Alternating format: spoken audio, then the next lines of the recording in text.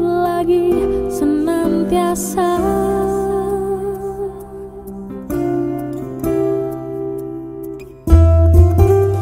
Setiap hatiku terluka oleh perlakuan manusia. Kau Tuhan selalu punya cara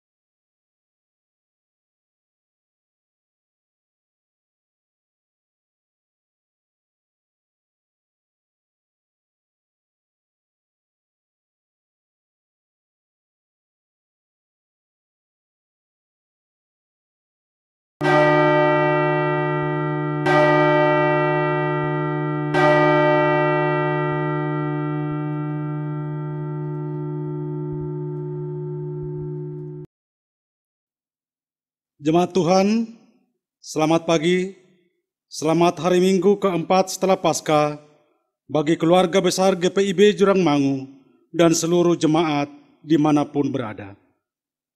Pagi ini kita kembali memenuhi ruang-ruang virtual dengan pujian, doa dan perenungan firman Tuhan. Tanpa memandang denominasi, tanpa memandang lokasi gereja, kondisi jemaat. Hari ini semua yang beriman pada Tuhan Yesus Kristus beribadah kepadanya. Tema ibadah di minggu hari ini adalah, apa yang membuatmu bertahan? Firman Tuhan akan dilayankan oleh Pendeta Nancy Nisapi Rehata. Jemaat yang dikasihi Tuhan, mari kita berdiri dan bersama-sama memuliakan nama Tuhan dengan pujian dari Gita Bakti 1, Pujilah Sang Pencipta.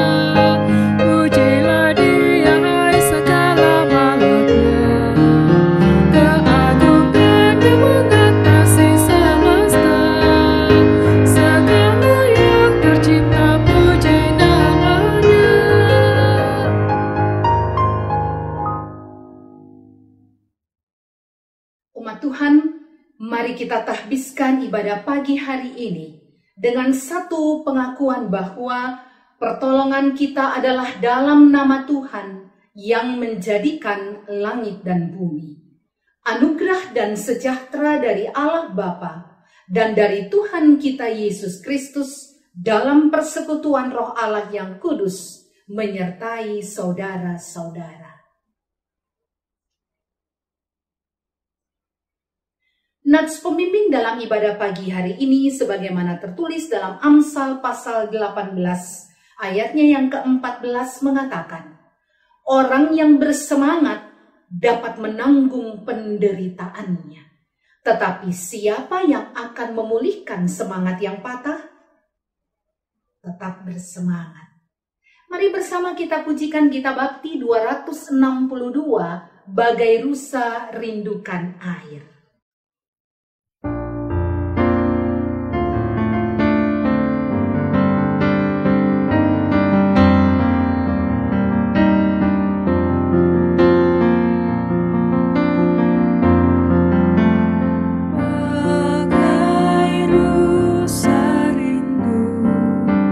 Merindukanmu.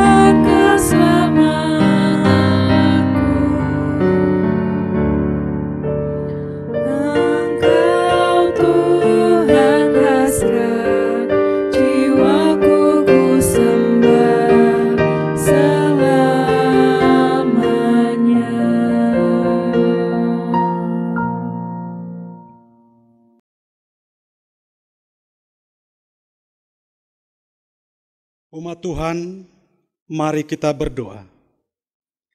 Ya Tuhan, terima kasih untuk penyertaan-Mu dalam seminggu yang telah kami lewati.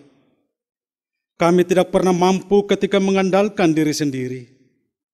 Segala yang mampu kami lewati, semata karena kasih karunia-Mu ya Tuhan. Siapakah kami ini, sehingga layak menerima kasih-Mu yang dahsyat itu? Kami bukan siapa-siapa. Terima kasih ya Tuhan, karena Engkau mengasihi kami, bukan karena apa yang kami miliki, bukan karena prestasi atau kualitas diri kami. Engkau mengasihi kami, karena Engkau adalah kasih itu sendiri. Kami bersyukur kehadirat-Mu ya Tuhan.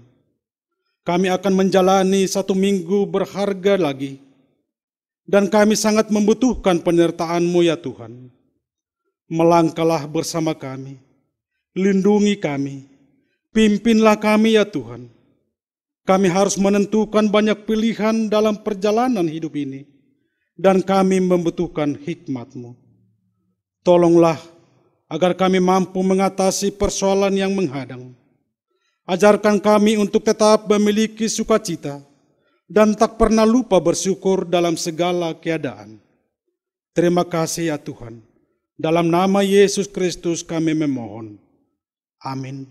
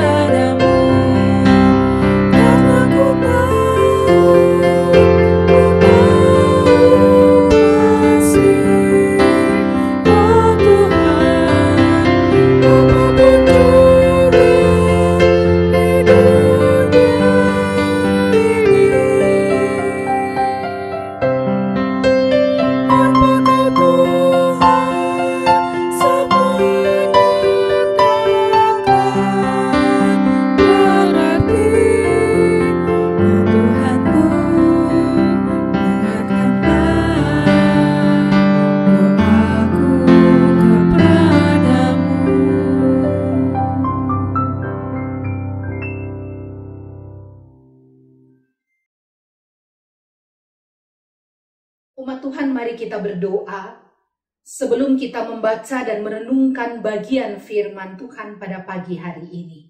Kita berdoa. Ya Tuhan, dengan duduk diam dan tenang di bawah kaki-Mu, kami rindu untuk mendengarkan Engkau menyapa kehidupan kami. Tenangkan semua suara yang berkecamuk di kepala kami, semua pergumulan yang ada dalam hati kami, agar dengan kebersihan hati dan keterbukaan diri, kami boleh menyambut firman Tuhan, merenungkannya dengan sungguh, dan memberlakukannya dalam kehidupan beriman kami, dalam nama Yesus Kristus. Amin. Umat Tuhan, mari berdiri untuk mendengarkan firman Tuhan yang akan dibacakan dari 1 Korintus pasal 4, ayat 6 hingga ayat yang ke-13. Mari kita buka bersama 1 Korintus pasal 4.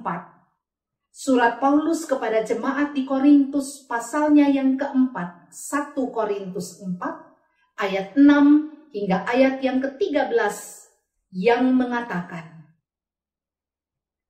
rendahkanlah dirimu.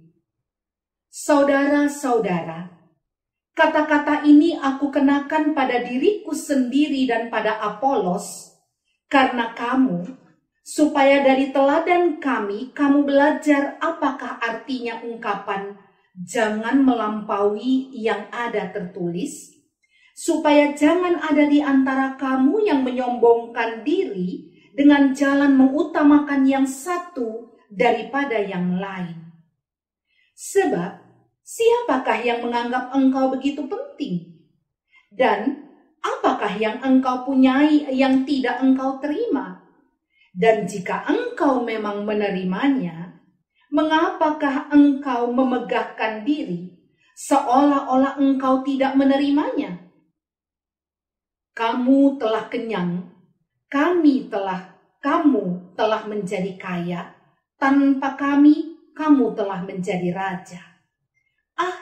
Alangkah baiknya kalau benar demikian, bahwa kamu telah menjadi raja sehingga kami pun turut menjadi raja dengan kamu.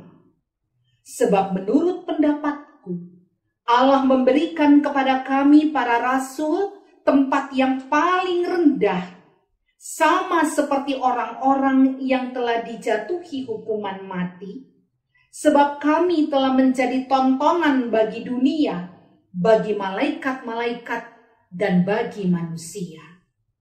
Kami bodoh oleh karena Kristus, tetapi kamu arif dalam Kristus. Kami lemah, tetapi kamu kuat. Kamu mulia, tetapi kami hina. Sampai pada saat ini kami lapar, haus, telanjang, dipukul, dan hidup mengembara. Kami melakukan pekerjaan tangan yang berat. Kalau kami dimaki, kami memberkati. Kalau kami dianiaya, kami sabar. Kalau kami difitnah, kami tetap menjawab dengan ramah. Kami telah menjadi sama dengan sampah dunia, sama dengan kotoran dari segala sesuatu, sampai pada saat ini. Demikian pembacaan Alkitab. Berbahagialah setiap orang yang mendengar firman Tuhan dan yang melakukannya. Haleluya.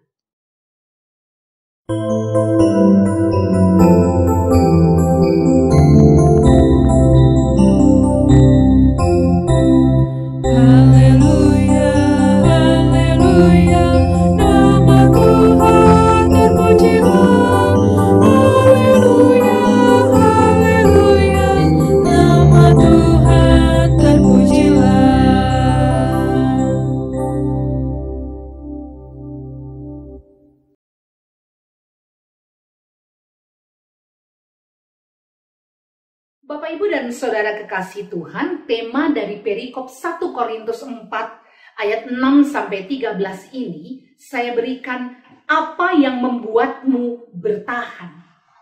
Bapak Ibu bisa memprediksi kira-kira Pendeta Nancy mau bicara tentang apa? Bertahan di tengah pergumulan atau bertahan tentang apa? Sebelum masuk ke perikop, saya mau mengajak Bapak, Ibu, dan Saudara untuk bertemu dengan 3 orang yang luar biasa. Mereka adalah Petrus, Paulus, dan Apolos. 3 tokoh Alkitab ini, Bapak Ibu boleh lihat di gambar, Bapak Ibu Saudara boleh lihat di gambar yang ada. Petrus itu disimbolkan memegang kunci, ya, di tangannya itu ada kunci. Ini merupakan simbolisasi bahwa yang memegang kunci kerajaan sorga itu Petrus. Ya, pemahaman Katolik jelas sekali mengatakannya. Dan dalam banyak cerita Bapak, Ibu, dan Saudara mungkin pernah mendengarnya. Di sebelah Petrus itu Paulus. Paulus memegang pedang. Mengapa? Karena sekali lagi ini disimbolisasikan oleh beberapa tokoh Alkitab. Ini menggambarkan apa yang akan dialami Paulus nanti. Karena kematiannya di Roma nanti adalah karena dipenggal oleh pemerintahan Kaisar Nero pada saat itu. Gambar yang dibawanya itu Apolos, ya.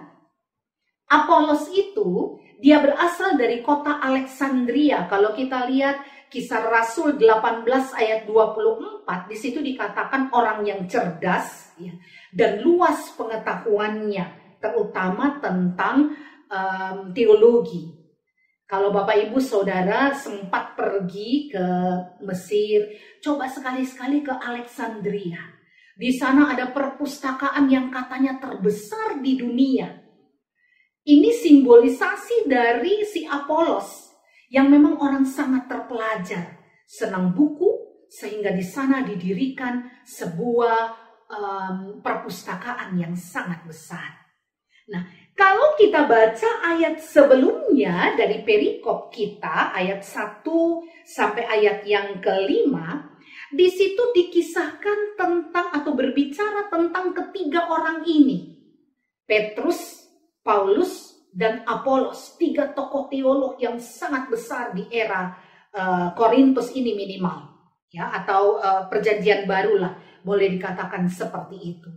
Nah, mereka bertiga ini, menurut Paulus yang menulis surat, mungkin dipandang oleh banyak orang sebagai pemimpin, dipandang oleh banyak orang sebagai tokoh besar, dihormati, dihargai.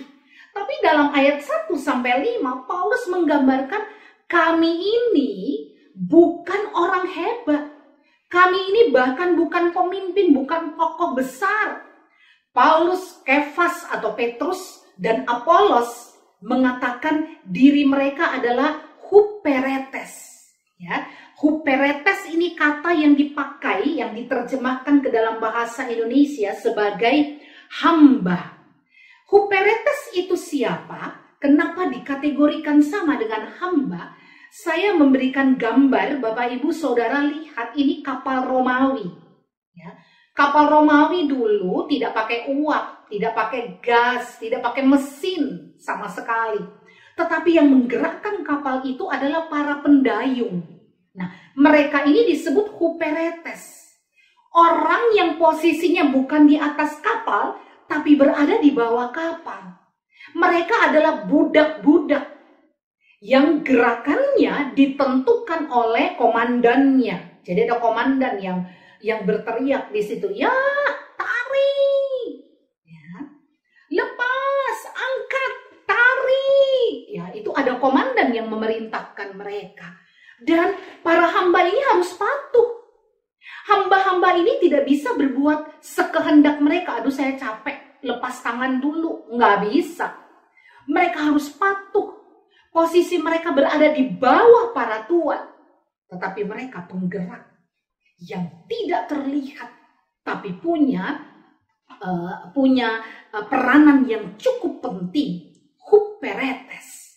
Oleh Paulus dalam ayat-ayat sebelumnya di ayat 1 sampai 5, Paulus menggambarkan kata hamba itu sebagai huperetes. Orang-orang kecil, tidak berguna bagi orang lain, tetapi justru mereka menjadi penggerak di bawah. Nah, kenapa Paulus bilang seperti ini? Karena dia memposisikan dirinya, dia katakan begini, manusia itu bisa diadili oleh 3 sebab.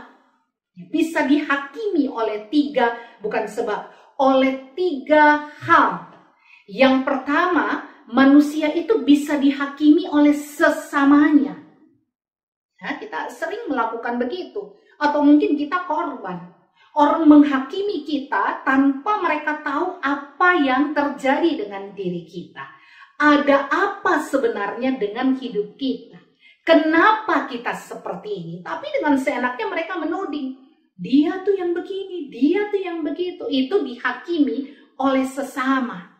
Kata Paulus, kita bisa berhadapan dengan pengadilan, penghakiman yang dilakukan oleh sesama.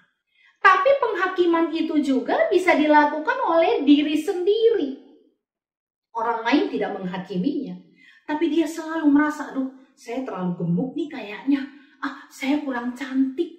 Saya kurang tampan. Kenapa begini? Apa yang salah dengan diri saya? Dia jalan menegur orang, orang tidak melihat padanya. Pulang dia udah mikir seharian, apa yang salah dengan saya? Kenapa saya begini? Itu dihakimi oleh diri sendiri. Paulus katakan seperti itu. Kenapa? Baik Kefas atau Petrus, Apolos maupun aku, kata Paulus, tidak menganggap diri kami ini penting, bukan atasan, bukan pemimpin, bukan tokoh besar, karena kami ini hamba. Sebab dalam posisi seperti ini, kalau orang mau menghakimi kami, silakan. Kadang-kadang mungkin kami menghakimi diri kami sendiri, tetapi hakim yang paling besar hanya Allah. Kenapa kami menganggap diri kami hamba? Karena ada yang lebih besar, tokoh yang lebih besar, pemimpin yang paling hebat di atas kami ini. Dia adalah hakim karena dia Allah yang mengetahui seluruh keadaan. Kita cuma tahu sepenggal-sepenggal tentang orang lain. Kita bahkan cuma tahu sedikit tentang diri kita. Tapi Allah, dia tahu seluruh keadaan. Yang kita sembunyikan tentang diri kita pun Allah tahu itu. Hanya Allah yang mengetahui semua motivasi kita melakukan sesuatu. Bapak Ibu Saudara mungkin nonton di televisi ya, bagaimana seorang anak muda di Bandung membawa kardus membagi-bagikannya pada beberapa orang LGBT di pinggir jalan dengan mengisi kardus tersebut dengan sampah. Jahat sekali orang itu. Apa motivasi dia melakukan begitu? Apa yang membuat dia kemudian berpikir bahwa itu sesuatu yang baik? Dia bisa katakan, orang bisa menduga gila orang itu. Ya, ada yang gak benar pada dirinya. Tapi motivasi sesungguhnya yang ada di dalam, berangkat dari apa yang Paulus katakan, Allah tahu itu. Nah, berdasarkan itu, ketika Paulus sudah berbicara tentang ketiga tokoh dalam tanda kutip, kita sebut tokoh, Paulus tidak menganggap diri mereka sebagai tokoh. Dalam pasal selanjutnya yang menjadi perikop kita ini, Paulus kemudian berbicara kepada umat. Kami bertiga, bahkan kalau di dalam ayat 6 di situ dia hanya menyebut Apolos dan dirinya. Kami ini ya pemimpin yang harus meneladankan hal yang baik. Kenapa kami tidak pernah menyombongkan diri kami dan menganggap diri kami sebagai hamba? Karena kerendahan hati itu penting. Kerendahan hati harus ada pada diri setiap anggota jemaat. Ini persoalan besar di kota Korintus. Setiap orang merasa apa yang dia punya lebih dari orang lain.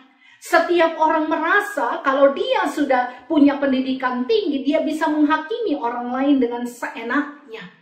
Kalau saya sudah punya sesuatu, maka saya yang paling hebat. Paulus meminta anggota jemaat Kristen yang ada di kota Korintus untuk hidup dalam kerendahan hati. Kerendahan hati itu seperti apa? Ya, atau kerendahan hati itu seperti apa? Saling merendahkan diri. Jadi ketika kita ketemu dengan orang lain, saya punya semua, saya punya uang, saya punya mobil mewah, saya bisa kemana saja. Tetapi ketika saya melihat orang susah, saya bisa turun dari mobil, kemudian memberikan sesuatu pada orang itu, atau berdoa untuk orang itu. Melakukan apa yang bisa saya lakukan bagi orang itu.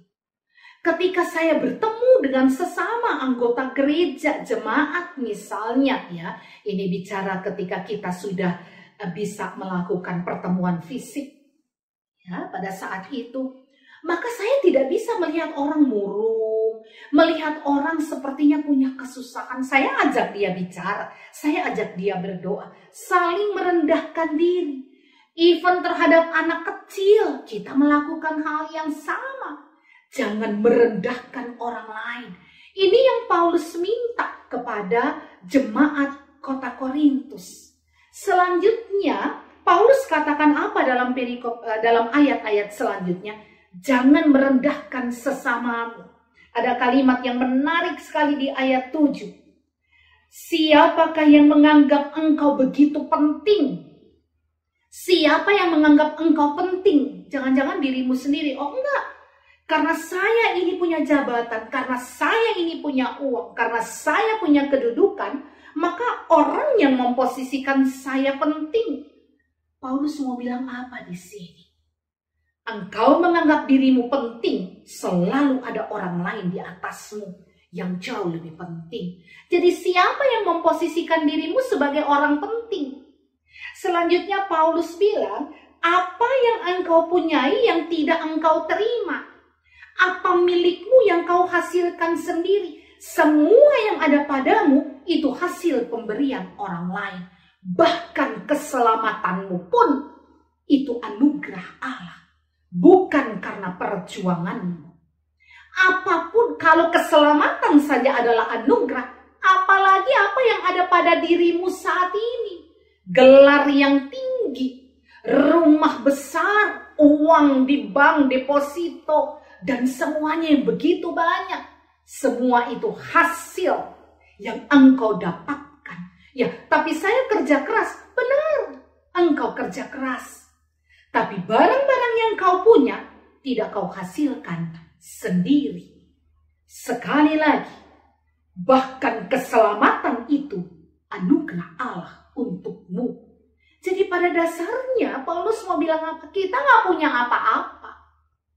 Semua yang ada pada kita seperti membalik telapak tangan bisa hilang seketika.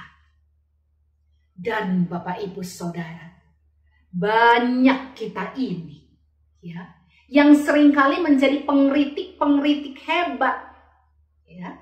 Kita merasa kalau sudah punya sesuatu, merasa karena lebih pandai, merasa karena punya hikmat, sehingga kita mudah sekali mengkritisi. Kritik boleh, tetapi kritik bukan untuk menjatuhkan orang lain, tapi untuk mengangkat orang, untuk memberikan sesuatu yang baik supaya orang itu memperbaiki diri.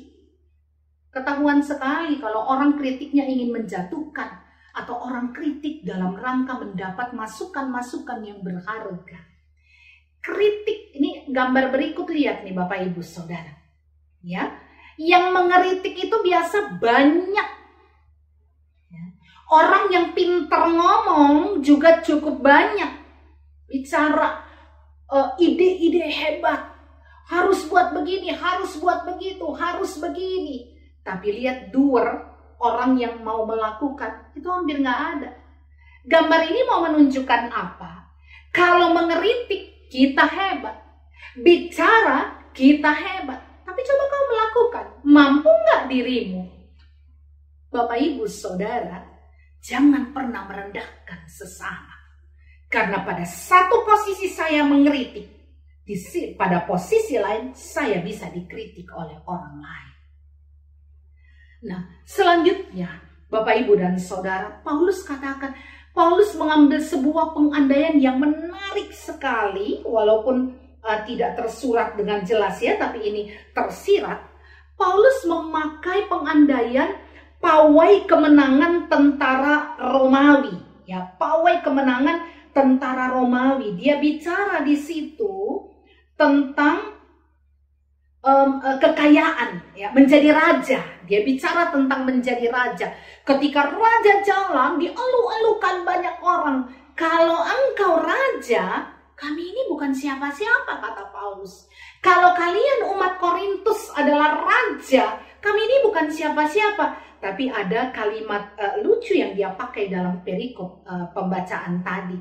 Dia kata begini, oh, kalau kamu raja, mestinya kami ikut di situ dan kami juga menjadi raja. Ya, supaya dihormati dan dihargai, dielu-elukan orang. Maaf, kami tidak begitu. Paulus berbicara tentang sebuah pawai kemenangan tentara Romawi yang berjalan dengan segala kemegahannya, tetapi di belakangnya itu mereka yang menjadi tawanan-tawanan, para budak, digiring untuk masuk ke dalam arena dan mereka di situ akan diperhadapkan dengan binatang-binatang buas. Mereka menjadi tontonan orang-orang kaya Romawi yang banyak di situ. Di depan dielu-elukan. Jangan lupa, ini tradisi yang Paulus bicarakan. Ini umum sekali terjadi.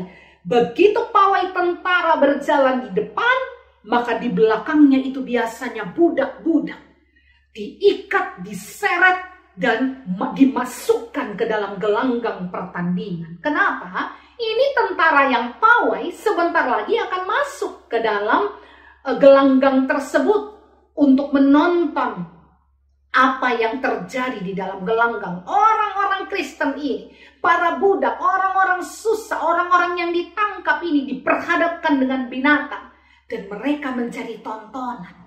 Orang zaman ini bukan nonton film di bioskop, tidak menikmati coffee shop, ya, atau apapun.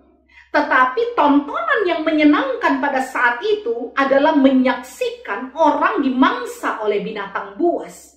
Dan darah yang mengalir itu membuat orang semakin riuh bertepuk tangan. Itu yang terjadi. Dan Paulus katakan, kami yang masuk dalam deretan orang-orang yang diikat tersebut dibawa masuk ke dalam gelanggang pertandingan. Bapak, Ibu, Saudara, apa yang dikatakan Paulus ini merupakan sesuatu yang tidak biasa di era itu. Kerendahan hati, sebagaimana tulisan Paulus ini, aneh bagi dunia kuno zaman itu. Apa yang Paulus katakan tidak pernah terjadi. Karena orang sudah menerima itu sebagai sebuah tradisi yang berjalan dari tahun ke tahun. Kalau ada pawai, di belakangnya akan ada budak dan orang-orang itu dimasukkan ke gelanggang untuk menjadi tontonan. Itu sesuatu yang sangat umum pada saat itu, biasa saja. Tetapi ketika Paulus memposisikan dia tokoh besar untuk kalangan Kristen pada saat itu. Dia berbicara pada jemaat Kristen Korintus. Kalian menganggap kami tokoh besar. Kami dihormati, kami dihargai. No, kami bukan siapa-siapa. Kami sama dengan budak-budak yang dibawa masuk ke dalam gelanggang untuk berhadapan dengan binatang buas. Kami siap untuk menghadapi semua itu. Bahkan dalam ayat-ayat selanjutnya apa yang Paulus katakan?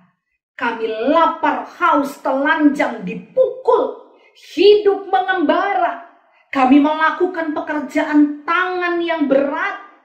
Kalau kami dimaki, kami memberkati. Kalau kami dianiaya, kami sabar. Kalau kami difitnah, kami tetap menjawab dengan ramah.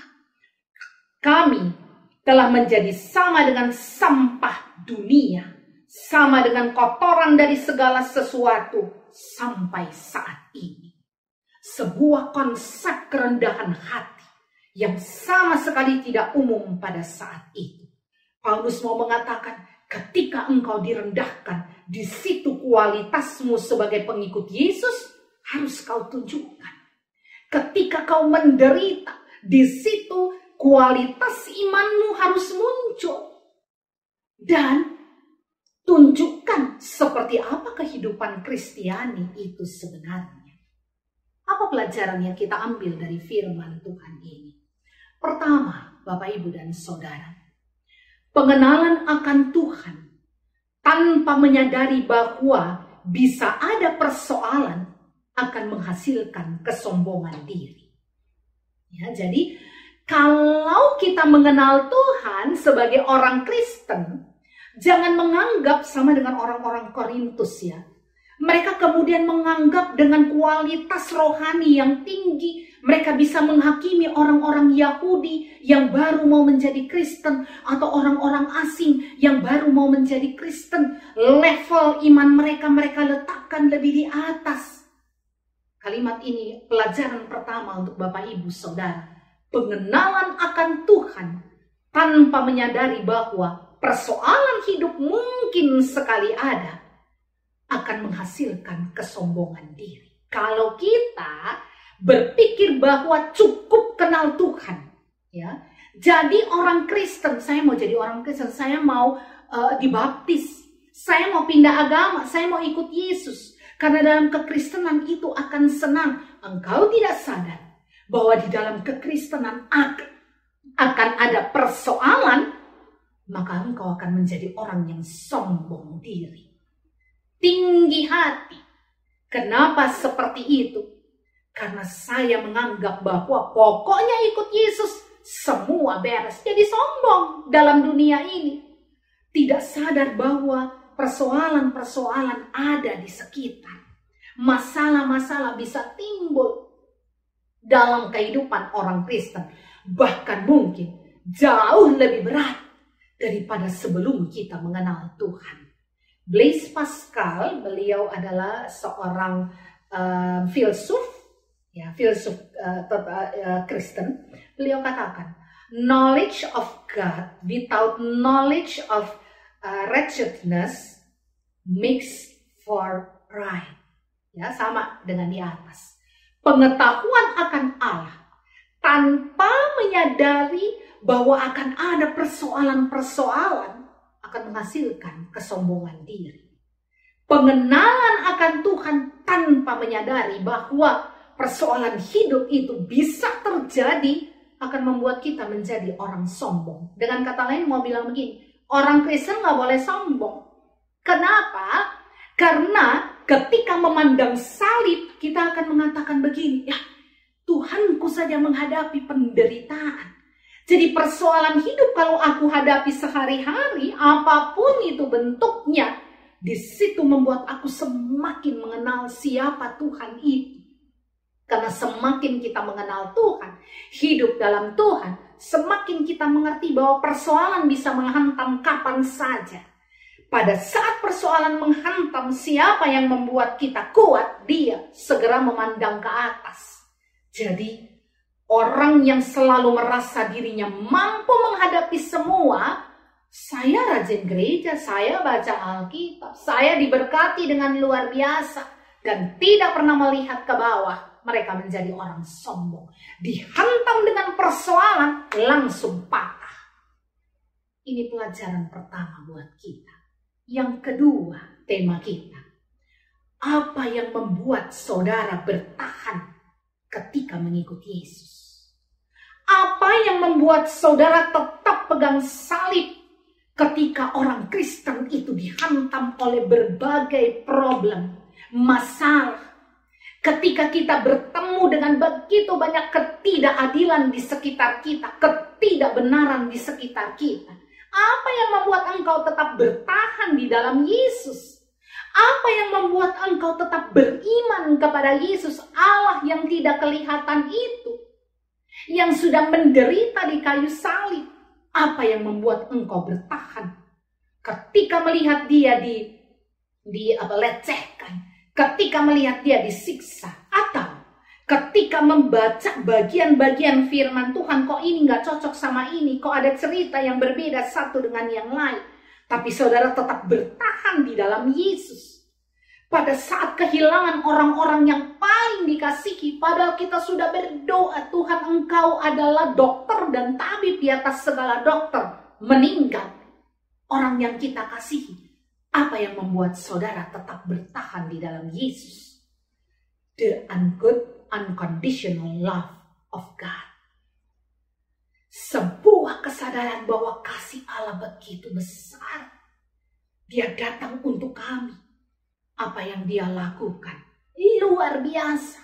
Pada saat aku menderita, aku menatap kepada dia dan katakan, Tuhan terima kasih.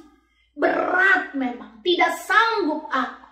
Tetapi kasih yang engkau berikan kepadaku membuat aku mampu survive di tengah situasi seperti ini. Mengapa engkau bertahan di tengah segala pergumulan? Karena saudara dan saya berhadapan dengan unconditional love. Cinta atau kasih yang tanpa syarat. Apapun dan siapapun engkau, cintaku tidak akan berubah. Itu kata Tuhan. Kau mau rajin gereja, kau baca firman atau tidak, itu tidak akan mengubah kasihku kepada anugerah Allah yang begitu besar, yang membuat kita tetap bertahan, tetap percaya ketika dunia ini berakhir, aku tahu yang akan datang untuk menjadi hakim atas semua yang hidup dan yang mati. Hanya Yesus, tidak ada yang lain. karena dia terlalu mengasihiku. Banyak orang meninggalkan dia. Mereka mengabaikan unconditional love itu. Banyak orang yang membuat kami kecewa. Dulu hidup begitu dekat dengan Tuhan, lah kenapa sekarang berpaling dari Tuhan? Bapak Ibu Saudara, itu pilihan hidup mereka. Mereka membalikkan tubuh, membalikkan imannya dari the unconditional love of God. Saudara tetap bertahan karena saudara dan saya percaya betul tidak ada kasih yang lebih besar dari Dia, yang menghapus setiap tetes air mata, menopang ketika kita mulai goyah dalam kehidupan ini. Pelajaran yang terakhir, Bapak Ibu Saudara, orang yang rendah hati adalah orang yang terus-menerus berpikir tentang segala sesuatu yang belum ia kerjakan. Orang yang tinggi hati adalah orang yang merasa puas dengan apa yang sudah dia lakukan. Udah, lihat kan, karena saya. Lihat kan, kalau bukan saya nggak jadi. Dan dia berhenti karena puas sudah melakukan sesuatu. Tapi orang yang rendah hati selalu berpikir ada sesuatu yang belum selesai. Aku harus menyelesaikannya. Satu selesai, setiap masalah selesai. Bukan berarti Bapak Ibu Saudara tidak ada langkah-langkah berikut atau tidak ada persoalan berikut yang tidak akan kita hadapi. Orang yang rendah hati selalu mengatakan terima kasih Tuhan. Satu step selesai. Tapi kami masih harus beranjak untuk step yang lain. Terima kasih Tuhan, anakku sudah selesai studi. Mungkin Bapak Ibu katakan begitu.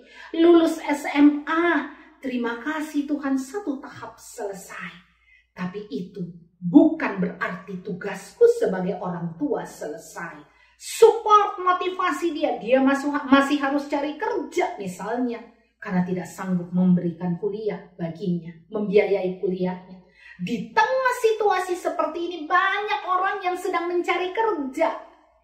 Tugasku belum selesai. Sebagai istri, sebagai suami, orang tua, sahabat, atasan, bawahan, apapun jabatan Bapak Ibu Saudara. Orang yang rendah hati adalah orang yang terus-menerus berpikir tentang segala sesuatu yang belum ia kerjakan atau belum selesai ia kerjakan. Ketika di tengah-tengah dipanggil pulang oleh Tuhan pada saat belum selesai, menurut kita belum selesai.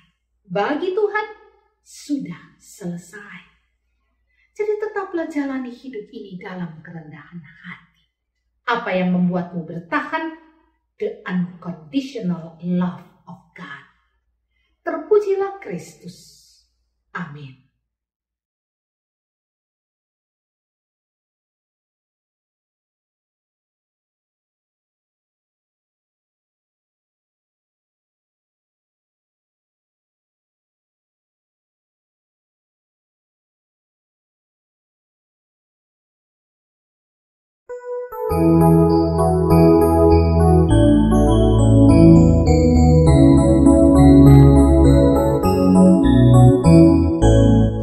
Perubahan ajaib terjadi padaku ketika kasih Yesus masuki hatiku.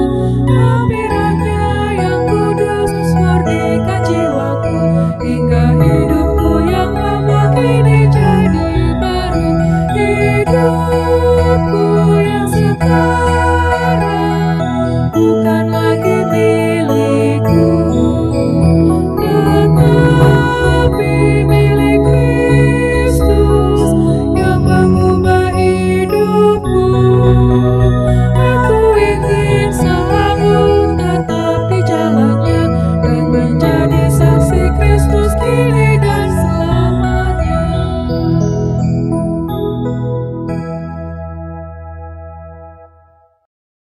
Umat yang dikasihi Tuhan, dipersilahkan berdiri.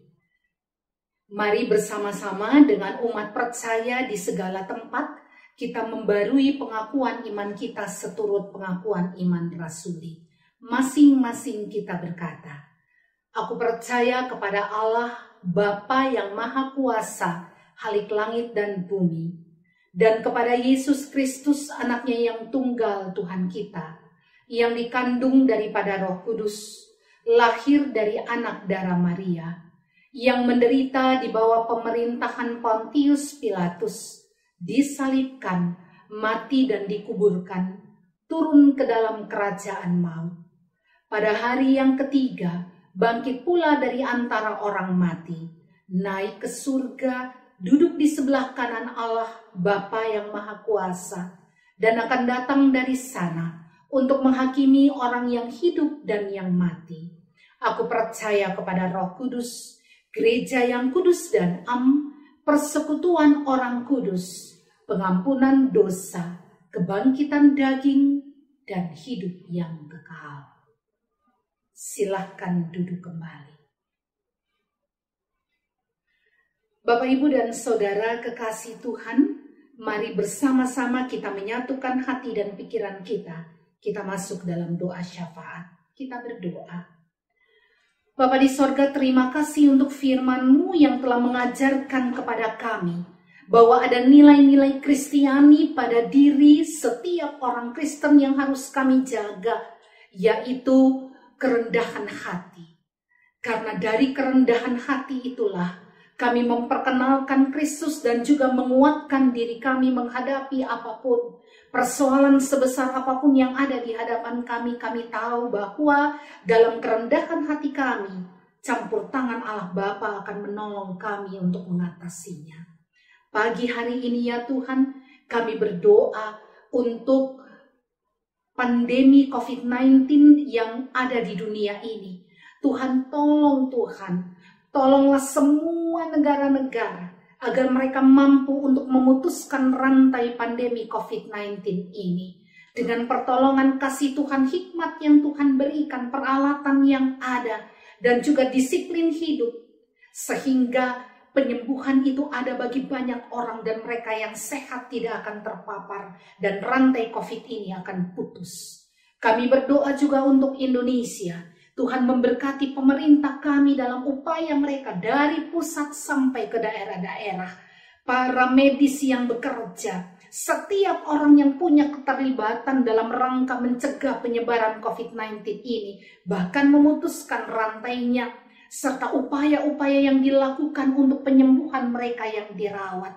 Tuhan berkati para medis yang ada agar mereka mampu menjalankan tanggung jawab mereka dengan baik. Dan Tuhan juga memberkati semua pasien yang ada di ruang ICU, yang ada di ruang perawatan maupun yang ada di rumah. Dalam nama Yesus, kuasa Tuhan yang bekerja, mereka akan dipulihkan kembali.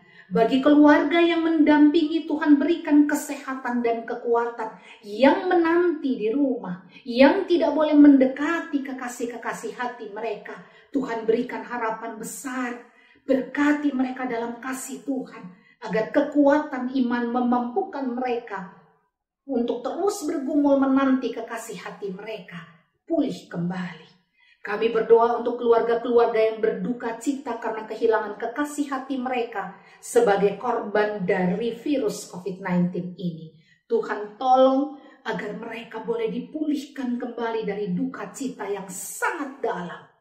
Dan tolong mereka untuk mengangkat kepala serta mampu melihat hari-hari yang ada di hadapan mereka. Pagi hari ini kami berdoa untuk saudara-saudara kami yang menjalani puasa. Tuhan memberkati agar mereka boleh menyelesaikan ibadah puasa mereka, menjalani dan menyelesaikan ibadah puasa mereka dengan baik.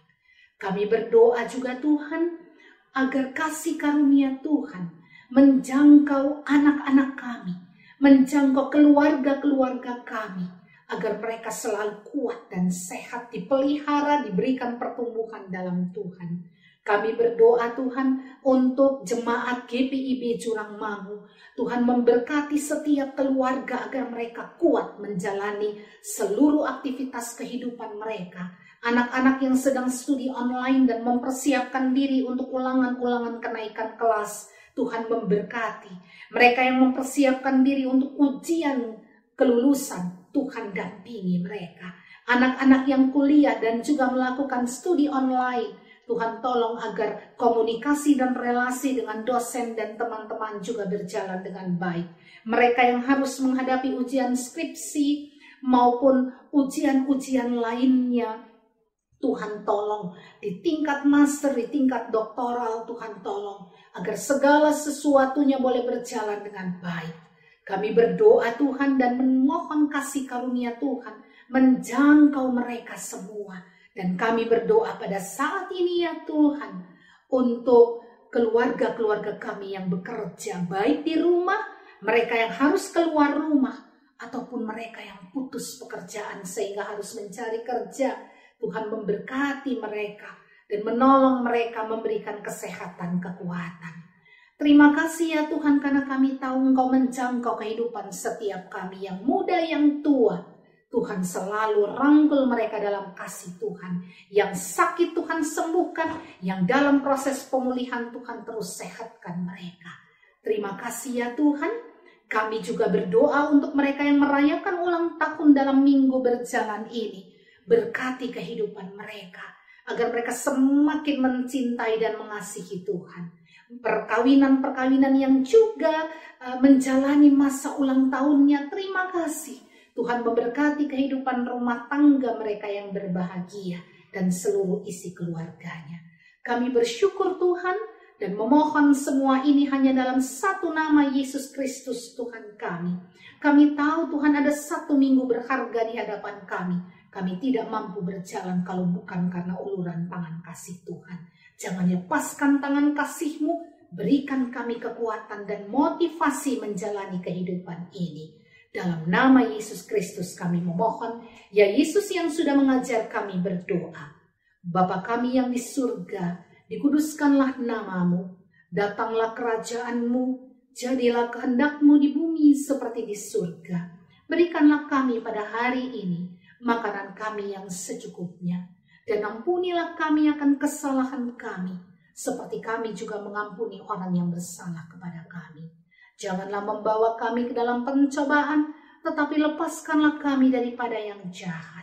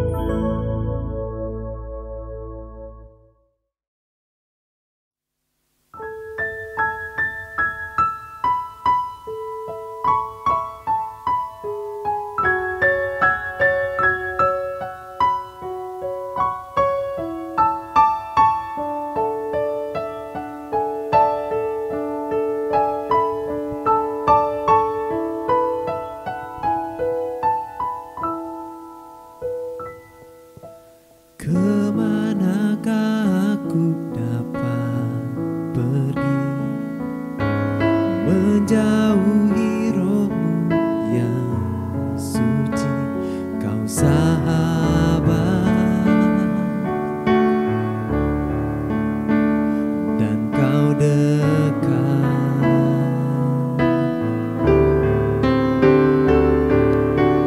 Bahkan seluruh pengabdianku tak bisa membalas kesetiaan-Mu. Sungguh mulia dan berharga, sungguh besar pengorbanan-Mu bagiku, terlalu dalam untuk dimengerti, sungguh besar, sungguh indah yang Kau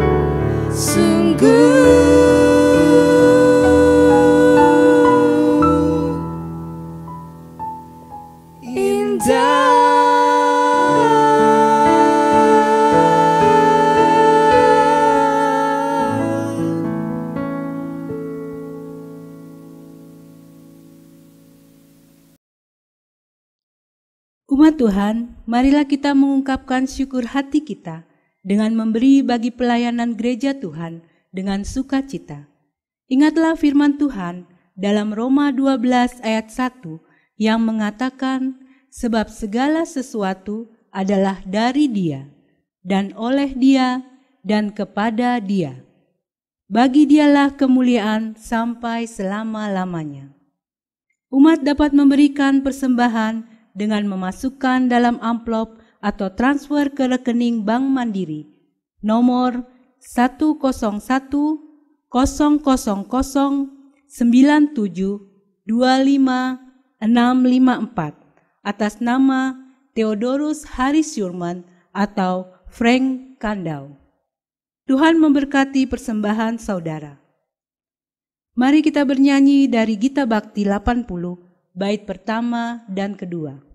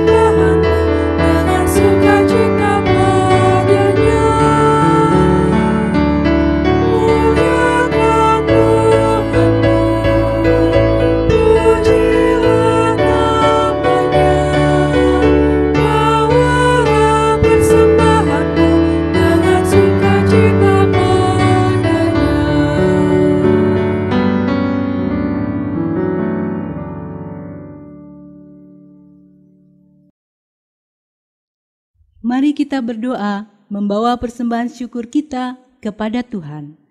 Ya Tuhan, terimalah persembahan syukur kami ini yang kami bawa dengan segala ketulusan. Terima dan kuduskanlah ya Tuhan, sehingga persembahan syukur ini dilayakkan bagi pekerjaan pelayanan di tengah jemaat GPIB Jurang Mangu. Bukan hanya untuk kebutuhan internal, tetapi terlebih bagi pelayanan sesama. Dalam nama Yesus Kristus, kami bawa persembahan ini. Amin.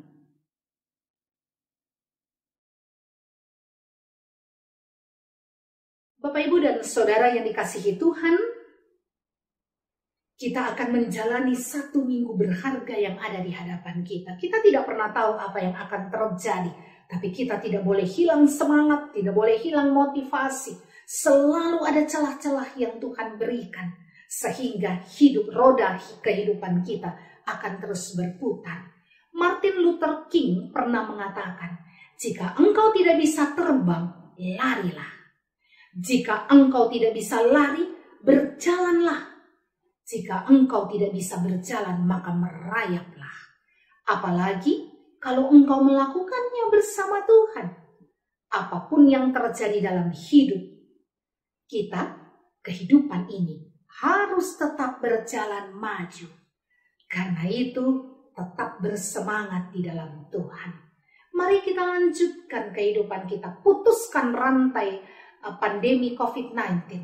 Cuci tangan, pakai masker kemanapun Bapak Ibu Saudara pergi, jaga jarak. Supaya dengan demikian rantai pandemi COVID-19 ini akan diputuskan. Tuhan menyertai Bapak Ibu Saudara. Mari kita pujikan Gita Bakti 260, Kidung yang Merdu di Hatiku.